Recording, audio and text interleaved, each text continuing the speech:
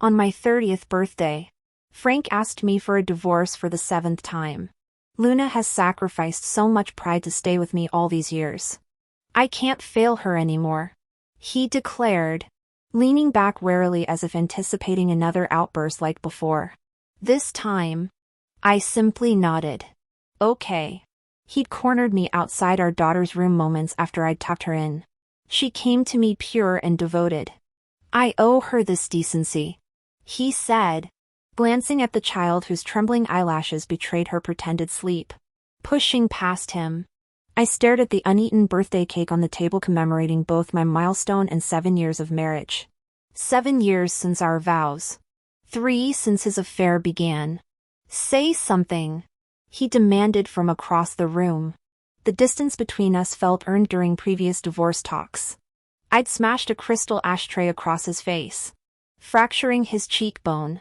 After that incident, the guilt in his eyes when looking at our daughter evaporated, replaced by resentment toward us both. Okay, I repeated softly. His stunned pause lasted mere seconds. You agree? Truly? I dumped the homemade cake into the trash, smiling. Yes. He practically sprinted to his study. Though his triumphant call still pierced through closed doors, she said yes. The divorce. Luna. We're free now. We'll have all the children you want. My hands trembled slightly. 10 years together, 3 dating. 7 married, reduced to legal paperwork.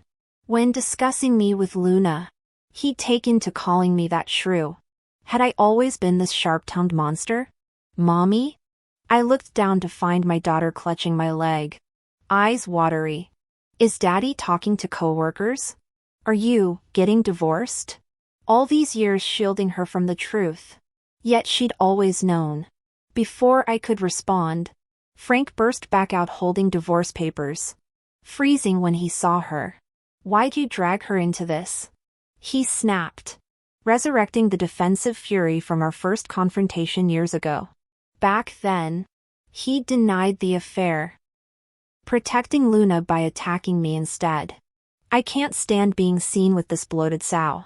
He'd spat when I dared ask about his infidelity postpartum weight gain. The cruelty worked. ID dieted frantically, regained my figure. Yet when I stood slender again, he'd found new excuses. We've grown apart.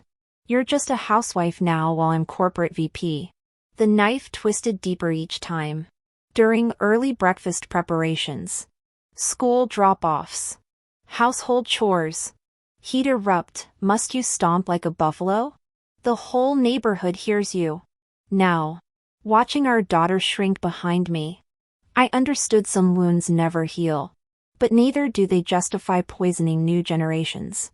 The papers trembled in his hand, not from regret, but fear that this final victory might yet slip away. I'm not good enough for him anymore. Every time I bring up divorce, it's always my fault. I'm no longer young, beautiful, gentle, or refined. I've become ordinary and inconsiderate of his feelings. He never mentions Luna, never acknowledges his wandering eye. Not until I discovered their affair. Not until I tore off his hypocritical mask. Finally, he screamed at me, how dare you compare yourself to Luna? She's young, beautiful, devoted, pure in every way. She actually loves me. I sent him to the hospital. That's when I first met Luna. In Frank's hospital room. She collapsed to her knees the moment she saw me. Tears streaming. As women, I understand your rage. We've wronged you. But for the sake of your years together, please stop torturing Frank. He'll die from this. If you won't show him mercy, I will. She grabbed my hand and smashed it against her own face. Over and over. Frank tumbled from his hospital bed, injuries forgotten, crawling to embrace her as they sobbed together. Such tragic lovers. My father's call startled me awake. My daughter's voice anchored me to the present. Chillingly calm. Is Daddy divorcing Mommy? Frank choked, unable to meet her gaze. 6 years old, forced to wade through adult filth. I tried guiding her to her room, but she stood rooted. This home belongs to Mommy and me. Daddy should have left long ago. Frank gaped, stunned by her words. You betrayed us. I'll never forgive you. You're not my father anymore. She turned to pat my hand. Don't be scared. Mommy. I'll always stay with you. My eyes burned with unshed tears, warmth and anguish tangled in my chest. After she retreated to her room, I gestured at the papers in Frank's hands. Divorce agreement? He nodded numbly. Hand it over. When he froze, I snatched the documents myself, methodically reviewing each page. Our daughter would stay with me. He'd surrender 60% of marital assets plus our home. I immediately called my lawyer. Even with proof of his affair, the attorney's voice echoed through the speaker, audible to Frank. Courts won't strip him completely. This settlement's more favorable than any judge would grant. I met Frank's stare. Sign it. Let's end this.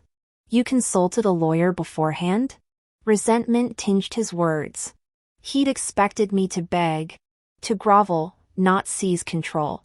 I ignored him, pen scratching across the signature line. We'll file at the courthouse tomorrow morning.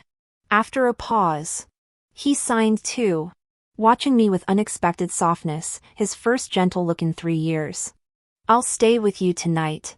Nausea surged.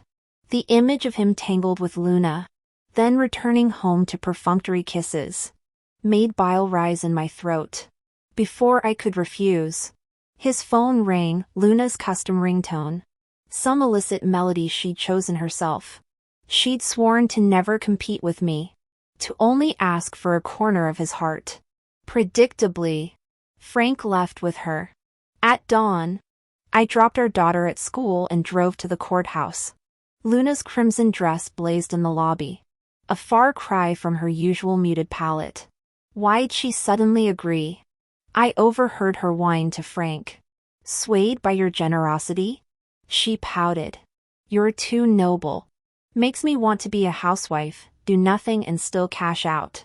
Frank sighed. Gloomy. She's pitiful. Raising a child alone, Luna rose on tiptoes to smooth his furrowed brow. I just hate seeing your hard work wasted on her. Frank hesitated, wanting to say more, but swallowed his words when he saw me. Joanna. Luna called out, immediately trotting over with a shy adjustment of her dress before playfully glaring at Frank over her shoulder. You're not mad at me, are you? This was all Frank's idea. He insisted I dress up to celebrate our fresh start. What exactly do you want me to say? My response froze her. The crowd in the lobby finally realized the couple being affectionate earlier weren't here for marriage licenses. Should I praise you? I continued. For being so naively charming while playing the other woman? Her face paled as tears welled up. Frank pulled her behind him. I've told you before, our marriage fell apart because of us. Not Luna. Blame me if you must. I stopped loving you because you changed. Became someone unrecognizable. True enough. I chuckled coldly. So you sought affection elsewhere while posing as the victim. Disgusting. Enough. He barked, glaring. I had no fight left anyway. We'd exhausted every argument during that final year. The divorce queue proved longer than the marriage line that day. After 3 hours, Luna retreated to their car while Frank kept glancing outside. You're okay? He suddenly asked. Why wouldn't I be? He seemed relieved. If you ever need help, I'm still Ella's father. The clerk reviewed our documents skeptically. Stay-at-home mom since childbirth? Her head shook. You should reconsider. Frank tensed, terrified I might back out. No need. I'm certain. After prolonged persuasion attempts, we registered for divorce with a 30-day cooling-off period. Outside, Luna rushed to embrace Frank. Where's the certificate? 30 days. He mumbled, avoiding my gaze. When her pout demanded comfort, he stood frozen instead. I was already in my car when I rolled down the window.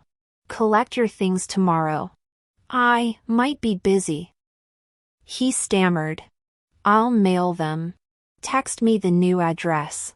My engine roared before he could respond. Home meant changing the door code immediately. Yet next morning found Frank pounding the door. This eager?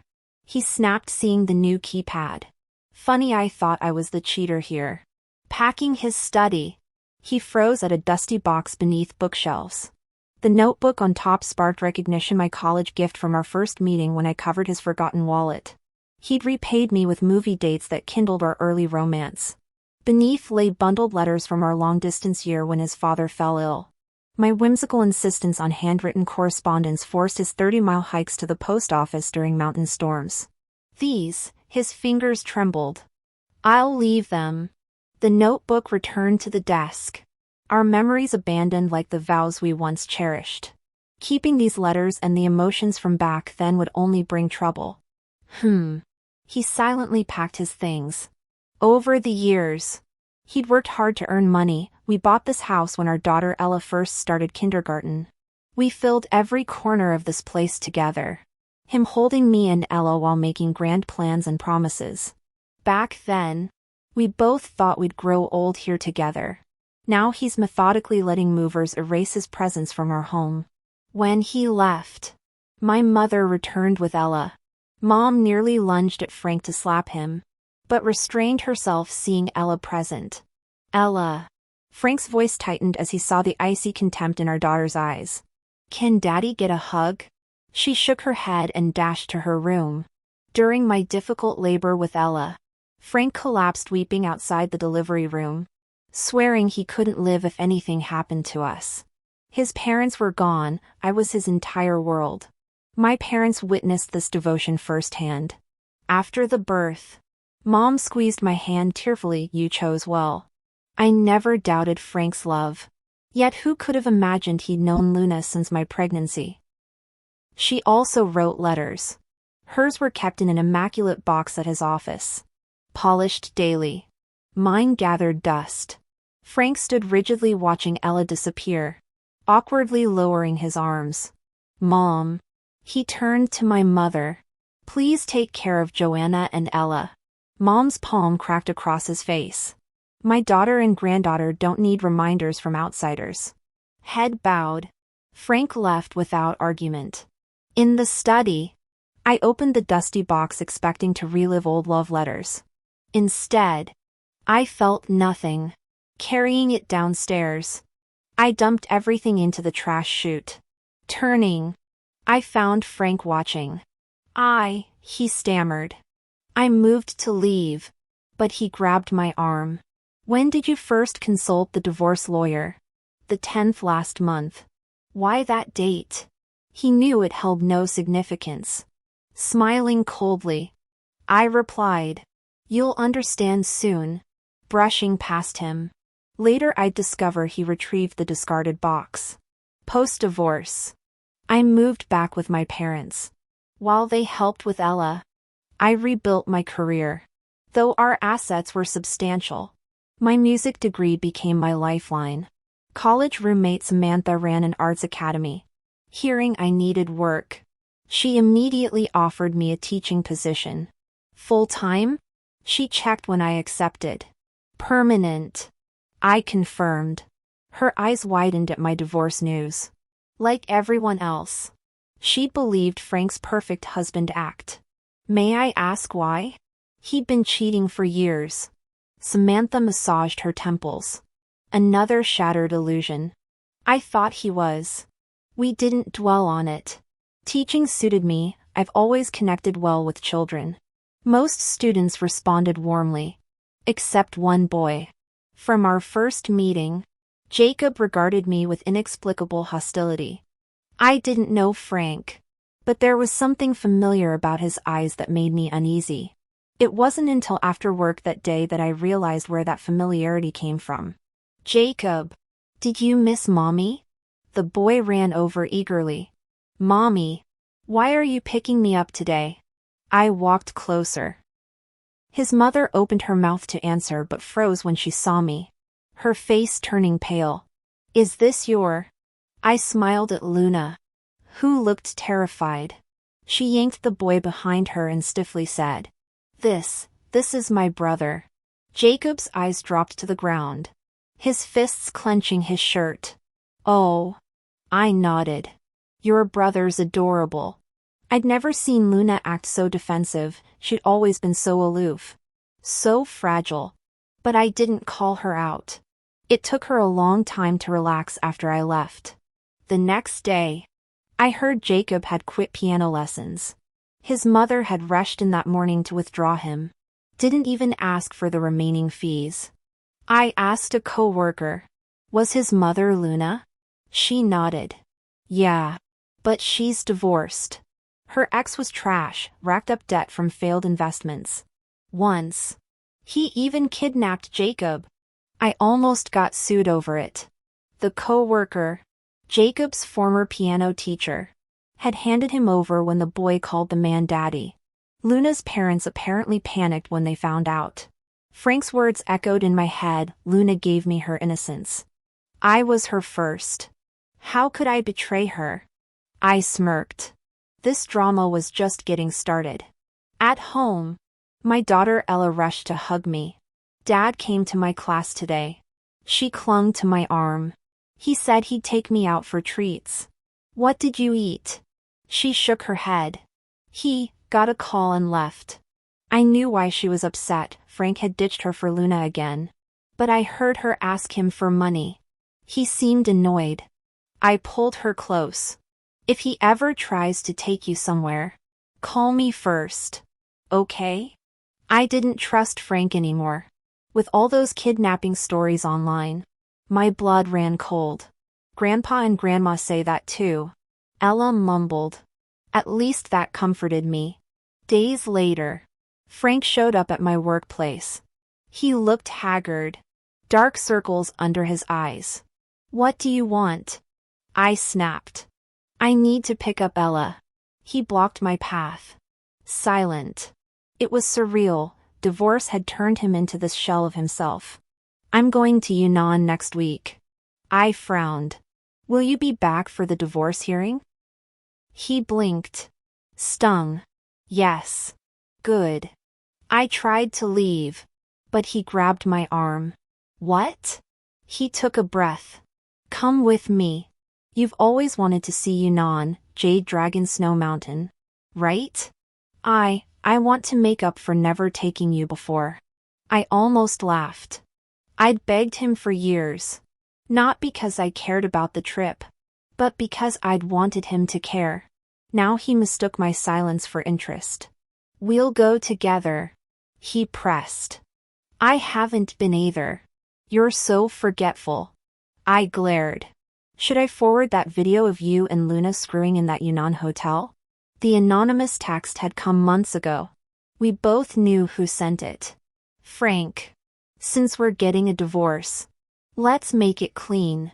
Don't think you can have it both ways. You're not capable of that anyway. You're just making me sick." With that, I shoved him aside and got into the car. The month passed quickly, and soon it was the day we'd collect our divorce papers. Luna tagged along as usual. This was probably the longest we'd gone without seeing each other since our relationship began. Frank's gaze followed me the moment I entered the hall.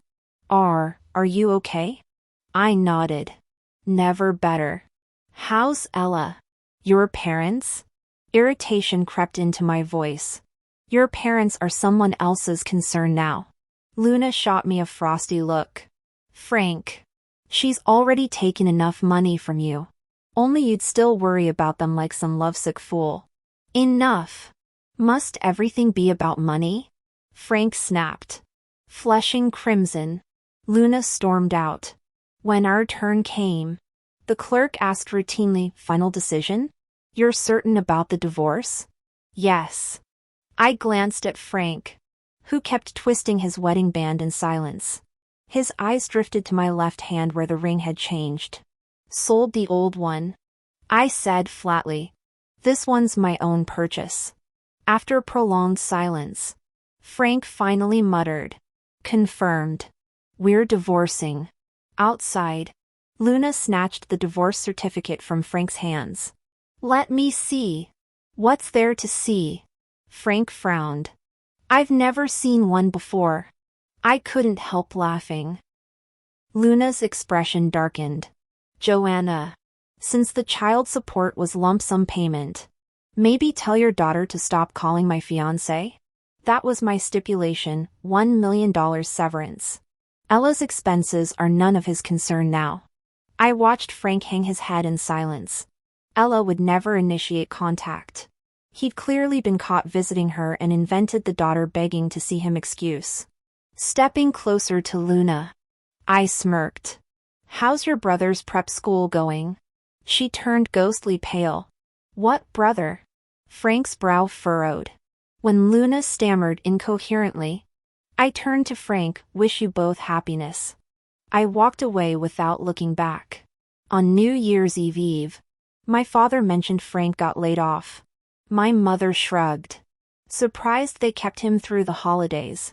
Dad's friend, the company's GM, had tipped off my parents during my divorce deliberations. Back then, they didn't know about the affair, only suggesting I help Frank find new work. Instead, I declared I want divorce. Dad had been aghast. Marriage means weathering storms together. You can't abandon him over job loss. Frank had fixated on our chosen divorce date, July 3rd. To him, an ordinary day. To me, rebirth. I'd stayed earlier for Ella's sake, clinging to his earning power while I'd been a homemaker for years. The layoff pushed me toward freedom. Though Frank received severance, his new mortgage and wedding plans with Luna became millstones without steady income. Yet the audacity still stunned me, him crawling back later, trying to reclaim Ella's support money. Just consider it a loan. Okay? What about your savings? Frank seemed hesitant, avoiding eye contact. This money is for Ella, and the divorce agreement clearly states I can't give it to you. His voice cracked with desperation. Joanna, we shared 10 years together. We have a daughter. How can you be so heartless? I'll repay every cent, I'll even sign a promissory note. You dare mention Ella? I snapped. You're the one who failed her, not me. His expression darkened. That money was always rightfully mine. What gives you the right to withhold it? A bitter laugh escaped me. 10 years to finally see someone's true colors. You lived comfortably while I worked myself ragged outside. Why should you get a dime? Then take me to court if you want it so badly. I challenged. Fine. He glared. Expect a subpoena. The courts won't favor freeloaders. Can't wait. Later I discovered he'd already married Luna, putting her name on their marital home. Their honeymoon surprise? Millions in debt. Their explosive fight left Frank sporting claw marks across his face, quite the spectacle at job interviews. When Luna later sweet-talked him back, creditors ambushed him at home. They manhandled him, threatened to trash his newly renovated condo, and forced him to co-sign updated IOUs. Desperate, he came crawling for child support, the same man who'd once been the golden boy of his company, now unemployed and divorced. A month later, insanity prevailed. Frank mailed me a wedding invitation, complete with request to bring Ella. He's lost his mind, Samantha hissed, staring at the gilded cardstock. You're not actually going? Why not? I smiled. How could I miss giving my ex-husband the perfect wedding gift? Dialing a number from former coworkers, I began preparations. The ceremony overflowed with peonies and pretension. Former colleagues gaped when I arrived. Joanna? We didn't expect. We'll always be family, I said sweetly. The crowd shifted uncomfortably. The newlyweds approached hand in hand. Luna teared up dramatically. Joanna, thank you for stepping aside so we could find true love. Frank squeezed her waist. I chose authentic connection over obligation. Authentic? I bit my cheek hard. May your love stay this, pure, forever. Guests exchanged glances as we air-kissed. Murmurs swirled, both wives wrapped around his finger. Why does Joanna look like she's watching reality TV? The cake-cutting ceremony halted when bailiffs stormed in. My gift arrived, court officers serving foreclosure notices mid-vows. Luna's creditors, tipped off about Frank's assets, descended like vultures. As the screaming match erupted, I scooped up wedding favors, personalized chocolates stamped Frank and Luna forever. Popping one in my mouth, I whispered to Samantha, best reality show I've ever produced. The wedding ceremony began shortly after. Following a lengthy exchange of sweet nothings, the officiant announced, "Exchange of rings." Luna extended her delicate fingers. Frank gazed at her tenderly, carefully sliding the ring onto her finger with deliberate slowness. "Mommy!" A child's piercing cry shattered the romantic atmosphere. Frank froze mid-motion, his eyes darting toward the entrance where a middle-aged man led a 6-year-old boy named Jacob into the chapel. "Mommy!" The boy cried again, tears streaming down his face. Frank's gaze followed the child's desperate stare until it landed on Luna, whose complexion had turned ghostly pale. "Is he calling you?" Frank's voice cracked. "I thought he was your brother." The man gripping Jacob's hand exploded. "You bitch! Making my son call another man daddy? Think I'm dead or something?" Chaos erupted as Luna's parents rushed to intervene, only to be shoved to the floor. Luna lunged at her ex-husband, pounding her fists against his chest. "Why won't you leave me alone? Haven't you ruined enough?" The man easily overpowered her, slamming her against a pew. "Let my son take some stranger's last name? Over my dead body." Wedding guests exchanged knowing looks. Second marriages always crash and burn. Someone muttered. Bet Frank didn't know his blushing bride came with baggage. Bragged about her being untouched too. As fists flew between the ex-husband and Frank, I finished my prime rib. Tossing cash on the table, I grabbed my purse. Some people paid for theater tickets. Today's drama came free with the chicken cordon bleu. 3 months later, returning from Disney World with Ella and my parents, I found Frank slumped against my doorstep. His designer suit hung wrinkled, 3 days stubble shadowing his jaw. "Daddy?" Ella clung to my leg instead of running to him. Frank's bloodshot eyes welled up. "Joanna," he extended trembling hands holding a familiar rosewood box, the same one I'd thrown out with last year's Christmas cards. At the coffee shop where we'd shared countless study dates. Frank's polished facade crumbled. "Your birthday's coming," he pushed a velvet box across the table. "My birthday's in November. It's August. I always gave yours early. Remember?" His forced smile wavered. "These letters, I fished them from the trash. You're my soulmate, Joanna." Luna meant nothing. Time's money. "Frank." He collapsed to his knees, drawing stairs. "Please. I'll be better." Laughter bubbled from my throat. "You're actually begging? After bringing your mistress to our daughter's ballet recital?" As I strode out, his whimpering followed me to the door. "Don't make Ella ashamed of her father," I said without turning.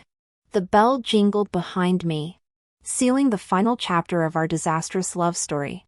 The tutoring center welcomed a new colleague who turned out to be Luna's former neighbor. That's when I learned Luna had gotten married during college. Her parents initially disapproved, but she'd secretly given birth to Jacob before telling them. During their marriage, her ex-husband claimed he wanted to start a business. Luna fully supported him, not only selling the condo her parents had bought for their marriage but also borrowing $3 million from relatives under her own name. It turned out her ex wasn't investing in any business, he'd been gambling. Heartbroken yet determined, Luna even threatened suicide to pressure her parents into mortgaging their home for loans, eventually resorting to loan sharks to cover his gambling debts. Her interest in Frank stemmed from his earning potential, seeing him as both a solution to her debts and a provider for her child. Fate intervened when Frank got laid off. Luna's debts became his, forcing them to sell their home while still owing $2 million.